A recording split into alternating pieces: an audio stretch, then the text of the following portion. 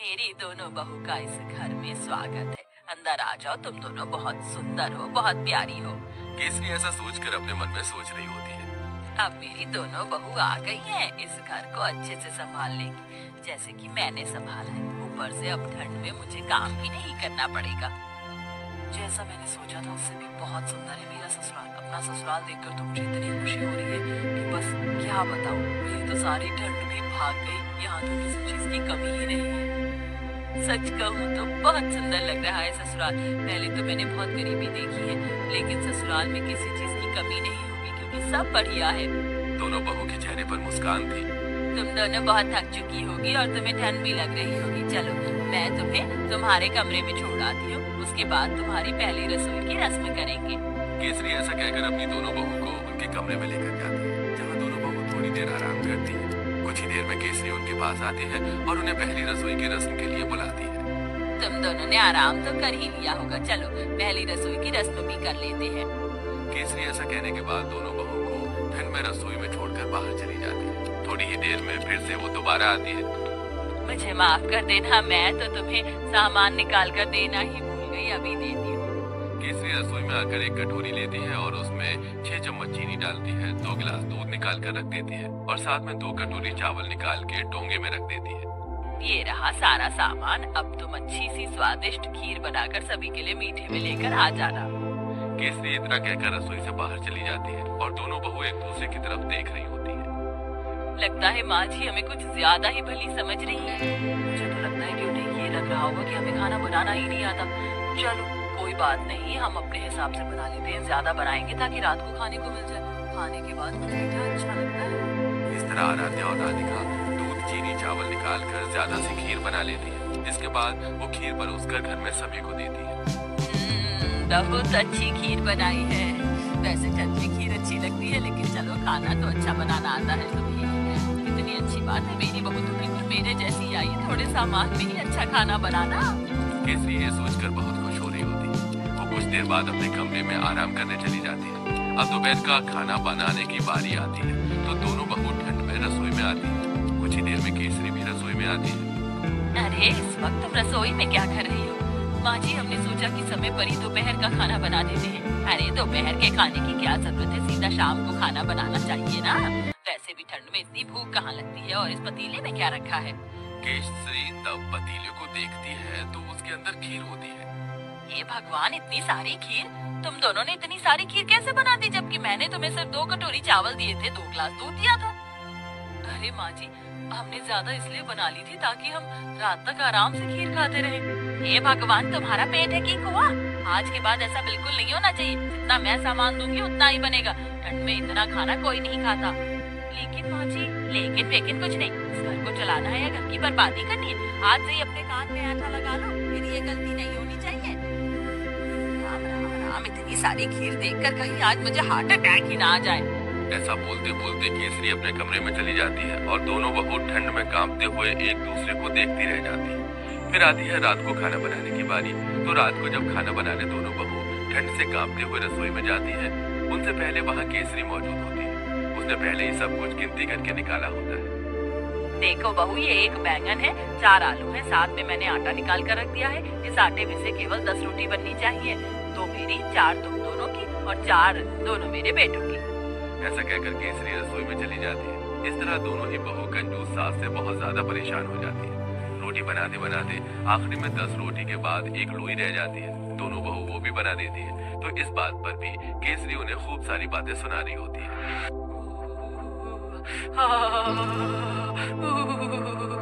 बहुत डर लग रही है। एक तो घर के सारे काम करो, ऊपर से खाना भी बनाओ, तो गिनती का मेरा तो पेट भी नहीं भरता। अरे कंजूस सास हमें कुछ खाने क्यों नहीं देती? सही बोल रही हो, ऊपर से रसोई में काम करते हुए ठंड लगती है। हमारी सास हमें एक हीटर भी नहीं ला कर दे सकती। वैसे मुझे बहुत जोरों से भूख लगी है, तो रोटी में मेरा क्या होगा ये? आखिरी में 10 रोटी के बाद 1 लोई रह जाती है। दोनों बहू वो भी बना देती है। तो इस बात पर भी केसरी उन्हें खूब सारी बातें सुना रही होती है।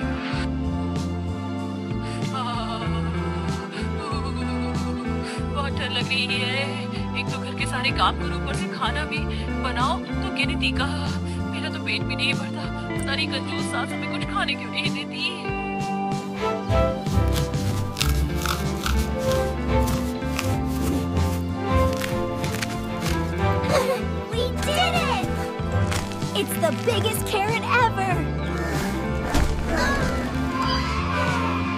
एक छोटे से गांव में एक नन्ही बच्ची रहती थी। उसका नाम था रानी।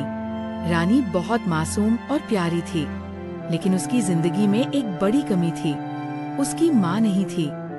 जब से रानी ने होश संभाला, उसने अपनी माँ का चेहरा कभी नहीं देखा। उसकी देखभाल उसकी दादी करती थी, जो उसे बहुत चाहती थी। मगर माँ की कमी रानी हमेशा महसूस करती थी। हर सुबह रानी दूसरे बच्चों को उनकी माँओं के साथ स्कूल जाते देखती और चुपचाप सोचती, काश मेरी भी माँ होती जो मेरा हाथ पकड़कर मुझे स्कूल छोड़ने जाती। दादी, सबके पास माँ है, मेरे पास क्यों नहीं? बेटी, कुछ सवालों के जवाब भगवान के पास होते हैं। एक दिन स्कूल में मदर्स डे मनाने की घोषणा हुई। सब बच्चे अपनी माँ के लिए कार्ड बना रहे थे, गिफ्ट तैयार कर रहे थे। टीचर ने खुश होकर बच्चों से कहा, बच्चों, कल अपनी माँ को यह कार्ड देना और उनका आशीर्वाद लेना। लेकिन रानी चुपचाप कोने में बैठी थी। उसके हाथ में रंगीन पेंसिलें थी, मगर उसका मन कार्ड बनाने में नहीं लग रहा था। रानी बेटा, तुम क्यों उदास हो?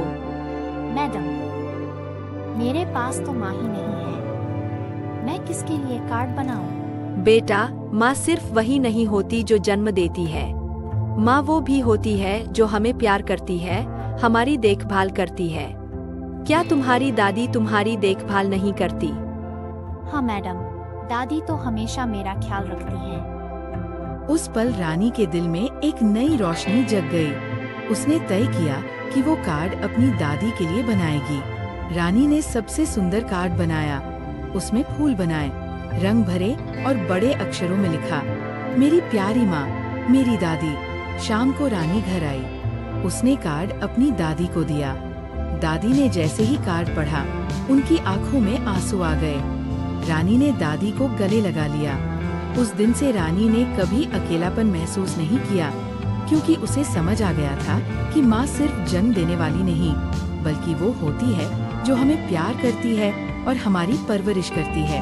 और इस तरह रानी ने सीखा, माँ एक एहसास है जो हर किसी के दिल में हो सकता है। बहुत साल पहले उत्तर भारत के एक छोटे से गांव सोनपुर में एक गरीब लेकिन ईमानदार लड़का रहता था। उसका नाम था अमन। अमन बचपन से ही बहुत मेहनती था। उसके माता पिता की मृत्यु एक सड़क दुर्घटना में हो चुकी थी और वह अपनी छोटी बहन मीरा के साथ रहता था। गांव के लोगों में एक बात बहुत मशहूर थी। गांव से लगभग 5 किलोमीटर दूर एक पुरानी हवेली थी, जिसे लोग भूतों की हवेली कहते थे। कहते हैं वहाँ कभी एक अमीर जमींदार रहता था जिसका नाम विक्रम सिंह था। वह बहुत लालची और निर्दयी इंसान था। वह गरीब किसानों से जबरदस्ती जमीन छीन लेता और कई लोगों को मार भी चुका था। एक दिन गांव के लोगों ने देखा कि विक्रम सिंह की हवेली में आग लग गई। जब तक लोग कुछ समझ पाते, पूरा घर जलकर राख हो गया। लेकिन अजीब बात ये थी कि विक्रम सिंह की लाश कभी नहीं मिली। उसके बाद से उस हवेली में अजीब घटनाएं होने लगी। रात को चीखने की आवाजें, खिड़कियां अपने आप खुलना बंद होना और कोई अदृश्य ताकत लोगों को हवेली से दूर भगाना। गांव वालों ने उस हवेली को अभिशप्त मान लिया और वहां जाना बंद कर दिया। एक दिन गांव में खबर फैली कि हवेली में छुपा खजाना है। विक्रम सिंह की जमा की हुई संपत्ति, सोना, चांदी, हीरे और बहुत कुछ। ये बात धीरे धीरे अमन के कानों तक भी पहुंची। अमन ने पहले तो इस बात को नजरअंदाज किया, लेकिन जैसे जैसे समय बीता, उसके मन में ये लालच पनपने लगा कि अगर वो खजाना पाले तो नीरा को पढ़ा लिखा कर अच्छी जिंदगी दे सकेगा। एक रात जब नीरा सो रही थी, अमन ने अपना बैग उठाया, एक टॉर्च और एक लकड़ी की छड़ी ली और चल पड़ा उस अभिशप्त हवेली की ओर। अमन जैसे ही हवेली की सीमा में पहुंचा, उसे लगा जैसे हवा एकदम भारी हो गई हो। पेड़ अजीब तरीके से हिल रहे थे, जबकि हवा एकदम शांत थी। हवेली का दरवाजा अपने आप चरमराता हुआ खुल गया। अमन ने अंदर कदम रखा। हवेली के अंदर हर तरफ जाले लगे थे। दीवारों पर खून के निशान जैसे कुछ थे और एक अजीब सी सड़न की गंध चारों ओर फैली हुई थी।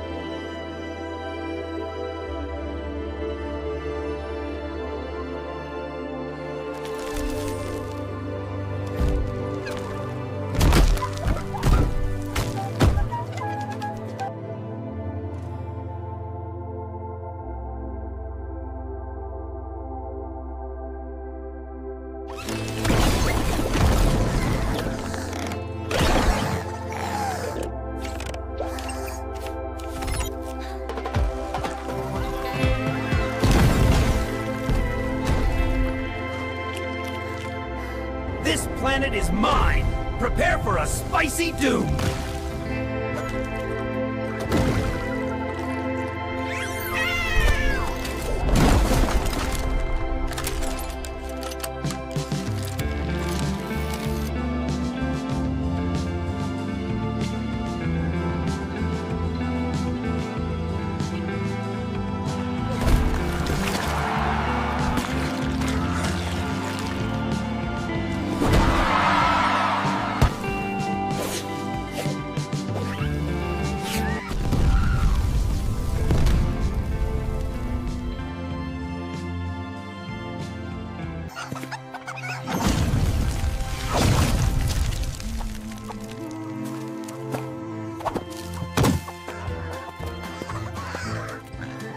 अंडा, गैंग लौट आया है।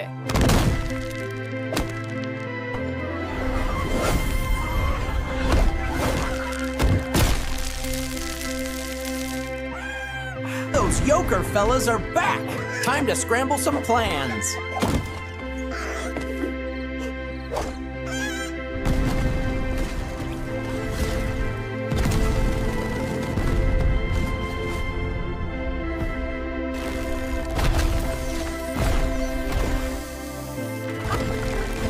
अब मेरी डबल ताकत का स्वाद चखो।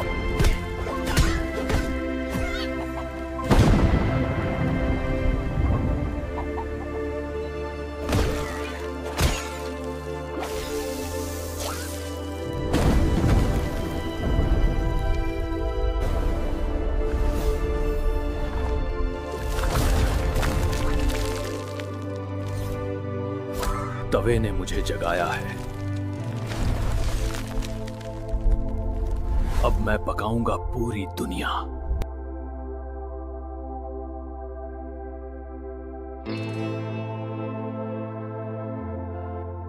एक बार एक मजेदार तोता बंटी के पालतू केज में रहता था। क्या हो गया? मदद लेकिन करो। एक दिन एक बिजली के झटके से उसका दिमाग वैज्ञानिक के शरीर में चला गया और असली वैज्ञानिक फंस गया एक छोटे से पिंजरे में।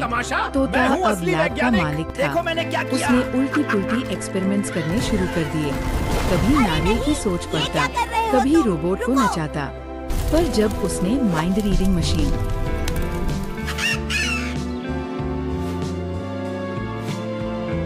खुद पर आजमाई तो खुला एक बड़ा राज। बचपन में किसी खतरनाक साइंटिस्ट ने उसके अंदर डाला था एक गुप्त चिप। मशीन के जरिए वो एक्टिवेट हो गया और बन गया प्रोजेक्ट टोटिए, जो सोचता था सभी को बदल डालो। तभी बंटी ने हिम्मत दिखाई, लैब में आया एक रिमोट डिस्प्ले कर और तोते को उसकी असली यादें याद दिलाई। तोते के सामने दो रास्ते थे, मशीन बनकर राज करना या दोस्त बनकर सबको गले लगाना। और आखिर में दिल जीता। तोते ने अपनी असली पहचान अपनाई और सब कुछ वापस ठीक कर दिया। तोता, तू मेरा दोस्त था और रहेगा। फ्रेंडशिप प्रोग्राम में मौजूद नहीं है। तोता दोस्ती कभी भूलता नहीं।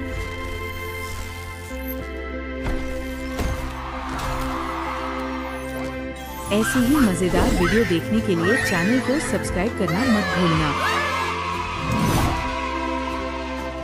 ये है कहानी उस लड़के की जो सीधा था, इतना सीधा कि उल्टी दुनिया में भी टेढ़ा लगने लगा। नाम था उसका बंटी। एक दिन बंटी पहुंच गया उल्टा नगर, जहां सब कुछ उल्टा था। घर आसमान में, सड़कें छत पर। उसने गलती से दबा दिया सीधा बटन और पूरा शहर घूम गया। सीधे चलने पर म्यूजिक बजता था और उल्टे राजा ने उसे दी धमकी, जो सीधा चले वो सज्जा का हकदार है।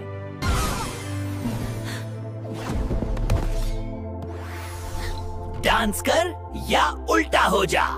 जो सीधा चले वो सजा का हकदार है। लेकिन बंटी ने हार नहीं मानी।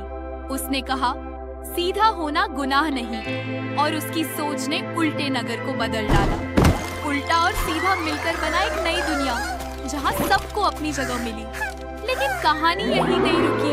अब बंटी पहुंचा गोल ग्रह, जहाँ सब कुछ घूमता था, पेड़, बादल, जानवर, सब गोल। उसे मिली घूमन टकराया एक रहस्यमयी पत्थर से, जिसने बताया जिसने गोल समझा उसी ने हल पाया। वो कूद गया गोल भूल भुलैया में, जहाँ सीधा चलो तो फिर वहीं लौट आओ। समझा, यहाँ सीधी सोच नहीं चलेगी, अब घूमना सीखना होगा। और शुरू हुई बंटी की ट्रेनिंग। घूमते घूमते मेडिटेशन, एक उंगली पर बैलेंस, और बन गया मास्टर घूमना नांदा। हा हा हा।